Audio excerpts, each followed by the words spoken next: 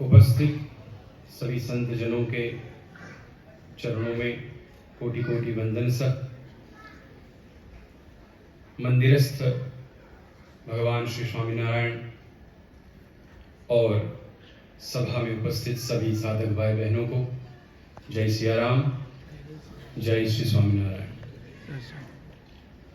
श्री रामचरितमानस भगवान राम का वांगमय स्वरूप जो कली काल में हमें प्राप्त हुआ और भगवान श्रीहरि का जो अवतार रामचंद्र के रूप में वाल्मीकि ने जिनको मानव देहधारी चित्रित किया श्लोकों के द्वारा, उसी भगवान पुरुषोत्तम रामचंद्र का भगवान कलिकाल पावनावतार गोस्वामी श्री तुलसीदास जी ने वांग्मय स्वरूप के रूप में जो श्लोकों की भाषा थी उसको हम जैसे लोगों के लिए लोक भाषा में अवतरित किया। उस श्री रामचरितमानस के बारे में आइए हम और आप सब मिलकर कुछ सात्विक तात्विक चर्चा करें। Shri Ramcharitmanas, as you can see on the screen, was written by कलिकाल पावनावतार भगवान श्री तुलसीदास जी महाराज। भक्ति मूवमेंट के बहुत बड़े कवि हुए 16th सेंचुरी में। भगवान राम को एक आदर्श मानव एवं पुरुषोत्तम उन्होंने अपनी छंद, सोरठा, दोहा और चौपाइयों के द्वारा सुंदर रूप में वर्णित किया, जो हम आप सबके लिए एक सुंदर पथ प्रदर्शित करने वाली विधा रही। श्री रामचरितमानस में 9000 से ज्यादा चौपाइयां हैं, 1100 से ज्यादा दोहे हैं, 200 से ज्यादा छंद और करीब 87 सोरठाओं के द्वारा इसकी सुंदर रचना करी गई है। बालकांड से लेकर उत्तरकांड के तक 7 कांडों में श्री रामचरितमानस का सुंदर वर्णन श्री तुलसीदास जी महाराज ने किया है। इसमें social science, psychology, politics, environmental science के साथ साथ फिजियोलॉजी जैसे विषयों को भी चौपाइयों में ऐसे उन्होंने ग्रंथित किया है कि आज अनेक विश्वविद्यालयों और विद्वत जनों के लिए इस शोध का विषय रहा है। रामचरितमानस के कुछ मोतियों को, जैसे 10 मिनट का समय है और सिंधु में से एक छोटा सा बिंदु निकाले, वैसी बात आज करनी है। तो जो हमें और आपको समय प्राप्त हुआ है उसी में आइए उन मोतियों को चुने। श्री तुलसीदास जी महाराज ने राम का जब जन्म होता है तब लिखा, विप्रधेनु सुर संत हित लिन्ह मनुज अवतार निज इच्छा निर्मित तनु माया गुण गोपाल। भगवान श्री रामचंद्र के अवतार को निज इच्छा से लिया। वो पूर्ण पुरुषोत्तम है, वो स्वयं पर ब्रह्म है। और भगवान तुलसीदास जी ने उद्घोषित करते हुए कहा कि he is neither the messenger of the God, he is neither the son of the God, he स्वयं पर ब्रह्म परमात्मा। उसने अपनी इच्छा से यह अवतार धारण लिया। विप्र, विप्र मतलब ब्राह्मण, धेनु गायों के लिए, सुर देवताओं के लिए और संत समाज के लिए श्री रामचंद्र महाराज ने परब्रह्म स्वरूप को धारण, परब्रह्म स्वरूप में से एक नर स्वरूप धारण किया। यहां समझें कि विप्र का मतलब होता है धर्म, ब्राह्मणों के द्वारा चलित जो धर्म हुआ। और ब्राह्मण का अर्थ यहां किसी ज्ञाति से नहीं है, ब्रह्म की खोज में रहने वाले सभी को ब्राह्मण कहें। विप्र जिसका विवेक प्रधान है, उन सभी व्यक्तियों के लिए श्री रामचंद्र महाराज का अवतार हुआ। वो विप्र के लिए मतलब धर्म के लिए अवतार हुआ, जो हमारे 4 पुरुषार्थ में से एक पुरुषार्थ है।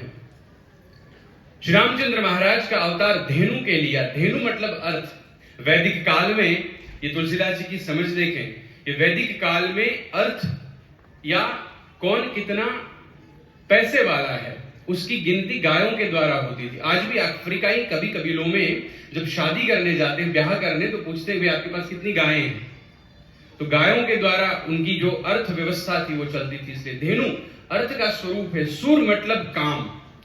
कामनाओं को देव कहा गया है। और देवताओं का आप चित्रण देखें जब भी पुराणों में, प्रभु साहब ने जैसे बात कही, देवताओं का वर्णन जब भी आता है तो कोई न कोई कामना लेकर वो भगवान के पास जाते हैं। तो काम देव हैं और संत मोक्ष का प्रतीक है। इसलिए इन चारों धर्म के पुरुषार्थों के लिए श्री रामचंद्र महाराज ने निज इच्छा से निर्मित हुए। सनातन धर्म के इन चारों पुरुषार्थों का एक केंद्र बिंदु भगवान रामचंद्र को तुलसीदास जी ने बताया है। राम ही देखी बरात जुडानी, प्रीति की रीति न जाति बखानी, नृप समीप सोई सुतचारी, धन धर्मादिक तनुधारी। और एक चौपाई में बताते हुए कहते हैं कि जब भगवान की बारात निकली है, चारों भैया दूल्हे बने हैं और आगे चलकर विदेह के लोग, जनकपुरी के लोग उनको देखते ही रह गए। लगता है चारों पुरुषार्थ धर्म अर्थ काम एवं मोक्ष साथ में चले जा रहे हो। ऐसा चारों भैयाओं को भी एक बार कहा तो ये चारों भाई जो हैं भगवान श्री रामचंद्र, भरत जी महाराज, संत हृदय और शत्रुघ्न जी महाराज और लक्ष्मण लला, इन चारों को भी इनको धर्म अर्थ काम और मोक्ष कहा। रामचरितमानस में नेचुरल फिनोमिनन को बहुत अच्छे से तुलसीदास जी ने वर्णित किया है।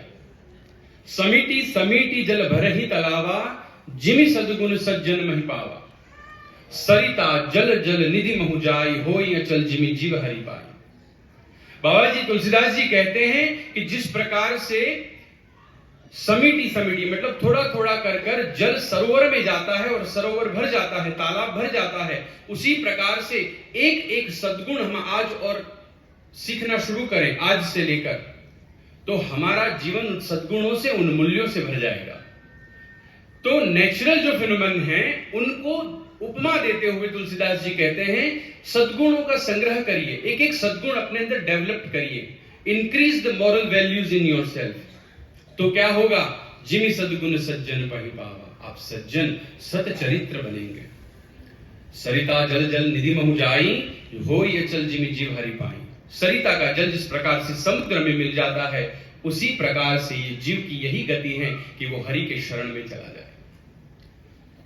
तुलसीदास जी एक बहुत अच्छा दोहा लिखते हुए कि हरित भूमि तुन संकुल समुझी, पर ही नहीं पंथ, जिमि पाखंड बादते, गुप्त हो ही सदग्रंथ। कलिकाल में ऐसा होता है, अनेक प्रकार के लोग स्क्रिप्चर्स छपवा के बांट देते हैं युवानों को पद से भटकाने के लिए, पथ से भ्रमित करने के लिए। जिस प्रकार से घास उग जाने से रास्ता हमें नहीं दिखाई देता, उसी प्रकार से हम और आपको तुलसीदास जी कहते हैं ऐसे सदग्रंथों को छोड़कर अन्य तन्य कहीं गुजारा मत करें, यहां वहां मत भटकें। कई सारे ऐसे स्क्रिप्चर्स निकाले जाते हैं, उनको छोड़ें, सदग्रंथ का आश्रय करें। वो आपको भ्रमित करते नहीं हैं, आपको हमेशा आपको पथ दिखाएंगे। तो सदग्रंथ की महिमा बताई तुलसीदास जी ने। अब देखो रामचरितमानस में प्रोफेशनल स्किल्स किस प्रकार से बताई गई है, डिसीजन मेकिंग पावर कैसे होना चाहिए, प्रॉब्लम सॉल्विंग स्किल। सुंदरकांड में अब देखो हनुमान जी महाराज यात्रा कर रहे हैं सुंदरकांड में। कहां यात्रा कर रहे हैं? लंका की ओर। वहां कौन है? भगवती सिया जो अशोक वाटिका में अपने तन को एकदम कृश करके राम नाम लिए हुए वहां पर विराजित हैं। तुलसीदास जी ने सीता मैया को भक्ति कहा है, वाल्मीकि जी ने उनको शांति कहा है। हनुमान जी की यह यात्रा हम और आप जैसे जीवों के लिए शांति के प्रति की यात्रा है, भक्ति के प्रति यात्रा है। और उस यात्रा में तुलसीदास जी कहते हैं कि अच्छा डिसीजन मेकिंग वेरी इंपॉर्टेंट, बहुत इंपॉर्टेंट है। यात्रा में कहीं न कहीं आपको कोई न कोई बाधाएं आएंगी। हनुमान जी जब समुद्र पार करके जा रहे होते हैं तो देवों की माता सुरसा वहां पर आती है। जैसे जैसे सुरसा बदन बढ़ावा, तासु दून कपि रूप दिखावा। जैसे जैसे सुरसा ने बदन बढ़ाया, हनुमान जी महाराज उनसे डबल होते गए। जब वो 100 योजन की हो गई, हनुमान जी महाराज ने विचार किया कि now we have to make decision what to do here. क्योंकि 100 योजन का समुद्र था, हनुमान जी महाराज उससे भी दुगने हो सकते थे ना। अतुलित बल धाम हम हेम शैलाभ देहम, तो अतुलित बल के स्वामी है महाराज। कहा कि इससे अगर डबल हुआ तो एक पैर जाएगा लंका में, एक जाएगा वानरों के पास। वानर समझ जाएगी हनुमान जी की कोई माया चल रही है, पर लंका में अगर गया तो लोग पहले से ही मेरे आने की खबर पहुंच जाएगी। इसलिए डिसीजन मेकिंग क्या करना है यात्रा में। हनुमान जी महाराज बहुत लघु रूप ले लिया। सत जोजन ते ही आनंद किया, अति लघु रूप पवन सुत लीन्हा। क्या किया? हनुमान जी महाराज सुरसा के मुंह में चले गए। सुरसा ने 100 योजन मुंह चौड़ा किया था, लघु रूप लिया, गए, बाहर आ गए। कहा माता आपने मुझे खा लिया। देवों की माता, नागों की माता थी ना, समझ गई, बल बुद्धि में अनुपम है ये, आशीर्वाद दिया, आप जाइए, राम का कार्य पूर्ण करिए। तो हमें और आपको जब हमारी किसी भी यात्रा में, भक्ति की यात्रा हो, आध्यात्मिक यात्रा हो, व्यवहारिक यात्रा हो, हमें कहां बड़ा होना है और कहां छोटपन दिखाना है, ये हनुमान जी महाराज सुंदरकांड में सिखाते हैं। सोशल स्किल्स कैसे डेवलप करें? रामचरितमानस कहता है रामचंद्र की जो पूर्ण यात्रा है पंचवटी से लेकर लंका तक की, उसमें उन्होंने बहुत अच्छे रिलेशंस डेवलप किए हैं। सुन कपि जी मानसी जनी ऊना, तुलसीदास जी कहते हैं ते मम प्रिय लक्ष्मण ते दूना। ये किसको कहते हैं? सुग्रीव को। समदर्शी मोहि कह सबको, सेवक प्रिय अनन्य गति सो। बंदरों से हनुमान जी महाराज ने मित्रता की। जब कार्य सिद्धि करनी हो, किस प्रकार से अपनी टीम में लोगों को रिक्रूट किया जाए, वो रामचंद्र भगवान से मानस में सीखना चाहिए। जो जिस कार्य में जहां सफल हो सकता है, उसी की स्किल जानकर उनको रामचंद्र जी ने चुना, उनका कार्य सफल हुआ। यही गुण रामचंद्र भगवान के अलावा हनुमान जी महाराज में भी बहुत बचे। जब वो लंका में जाते हैं तो विभीषण की जो गृह होता है उसके पास आते हैं। विभीषण जी उठे, हनुमान जी महाराज को लगा कोई सज्जन होगा। तुलसीदास जी चौपाई लिखते, राम राम तहि सुमिरन की हाँ हृदय, हर्ष कपि सज्जन चीन्हा, एहि सन सखी करऊं पहचानी, साधु ते होई न कारज हानि। लगता है ये कोई सज्जन है, इसलिए मित्रता कर लो। अब देखो, लंका दुश्मनों का नगर है ना, उनके शत्रु का नगर है, फिर भी हनुमान जी महाराज ने अपना स्किल डेवलप करते हुए कहा कि इसकी मित्रता अगर राम जी कर लें तो लंका में आना जो है वो थोड़ा सरल हो जाएगा। इसलिए हनुमंत से ये सीखना है कि हम मित्रों में तो मित्र बना सकते हैं, ऐसी जगह भी मित्र बनाओ जहां हमारे शत्रु रहते हो। शत्रु क्षेत्र में भी कहीं मित्र बना ले, वो हनुमंत कला है। वो मानस में बहुत अच्छे से, ये तो एक चौपाई, बहुत अच्छी चौपाइयों के द्वारा सिखाया गया है। मानस में सत्संग का बड़ा सुंदर वर्णन किया। सत्संग सनातन धर्म का एक ऐसा शब्द है। तुलसीदास जी ने सत्संग के ऊपर बहुत कुछ लिखा है। दो जो चौपाइयां मुझे बहुत पसंद है वो मैंने इसमें से चुनी है। बोले मति कीर्ति गति भूति भलाई, जब ही जही जतन जहां जही पाई, सो जानब सत्संग प्रभाव, लोक हूं वेद न आन उपाओ। सत्संग का प्रभाव क्या है? सत्संग का अर्थ सिर्फ कथाएं सुनना, प्रवचन करना। बाबा जी, तुलसीदास जी महाराज संकर जो संकीर्णता होती है उससे बहुत परे चलते हैं। तुलसीदास जी की जो रचनाएं आप देखिएगा रामचरितमानस के अलावा, बहुत ही विशाल हृदय से, विशाल मस्तिष्क से लिखी गई रचनाएं हैं। संस्कृत के अनुपम ज्ञानी एवं विद्वत थे, वो विद्वान थे, किंतु लोक भाषा में हमें और आपको समझाने के लिए, लोक बोली में हमें यह अद्भुत ग्रंथ दिया। बाबा लिखते हैं कि सत्संग की 5 बेटियां हैं। मति, बुद्धि, बुद्धि को शुद्ध। सत्संग मतलब क्या? जहां जो भी शुभ विचार मिले, जहां जो भी शुभ होना हो और उस शुभ करने का आशय मात्र और मात्र विश्व कल्याण हो, वो सत्संग है। तुलसीदास जी कहते हैं अगर बुद्धि शुद्ध होती है, क्या होता है सत्संग से? बुद्धि शुद्ध होती है। जैसे सत्संग दीक्षा ग्रंथ की अभी हम बात कर रहे थे ना, सत्संग बड़ा अद्भुत शब्द है सनातन धर्म का। मति, बुद्धि शुद्ध होती है। कीर्ति, यश बढ़ता है। गति, किसके प्रति कैसा व्यवहार करना चाहिए वो आपको सिखाता है सत्संग। और भूति, ऐश्वर्य क्या होना चाहिए, भलाई कैसे की जाए, ये सब इनकी 5 बेटियां। एक बेटा सत्संग का, बिनु सत्संग विवेक ना होई। विवेक नाम का सुंदर बेटा जनता है सत्संग। इसलिए सत्संग की अनन्य महिमा दिखाई गई है। हमारे व्यवहारिक जीवन में एवं आध्यात्मिक जीवन में किस प्रकार से आगे बढ़ा जाए, रामचरितमानस की कोई भी कांड की कोई भी आप चौपाई उठाइए, आपको कोई ना कोई वहां से सुंदर लेसन मिलेगा। और बहुत ही सरल है। चौपाइयों को ऐसे तुलसीदास जी ने लिखा है, इतने संगीतज्ञ थे, संगीत के जानने वाले लोगों को पता होगा। आप चौपाई को 7 सुरों में से किसी भी सुरों से शुरू कर सकते हो और किसी भी राग में गा सकते हो। ये चौपाई की महत्ता है। कितने संगीत के विशेषज्ञ बाबा जी तुलसीदास जी रहे होंगे। तो सत्संग की अत्यंत महिमा गजब। बिनु सत्संग विवेक न होई, राम कृपा बिनु सुलभ न सोई। सत्संग भी राम कृपा के बगैर प्राप्त नहीं होता। कहे सत्संग मुद मंगल मूला, सोई फल सीधी सब साधन फूला। सत्संग कोई साधन नहीं है, तुलसीदास जी कहते हैं। सत्संग क्या है? तो बोले वो फल है, वो फूल है। साधन आप करते हैं तो उसके द्वारा लक्ष्य की प्राप्ति होती है। सत्संग साधन नहीं है, वो सिर्फ लक्ष्य है, क्योंकि राम कृपा से प्राप्त होता है।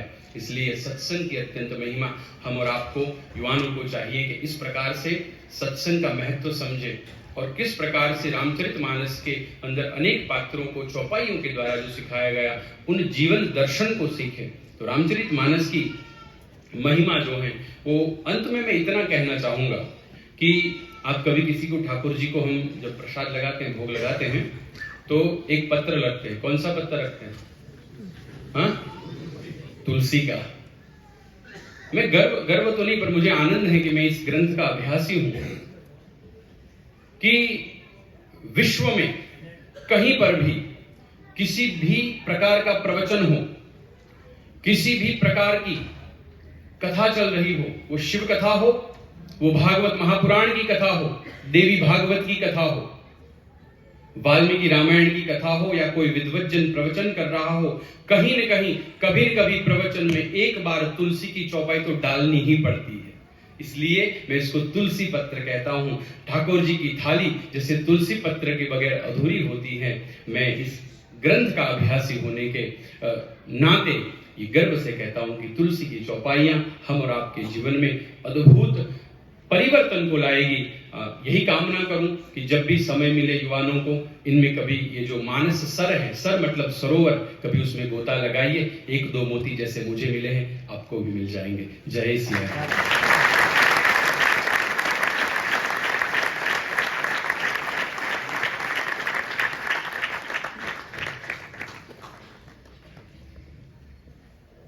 हम स्नेहल जी का आभार व्यक्त करते हैं।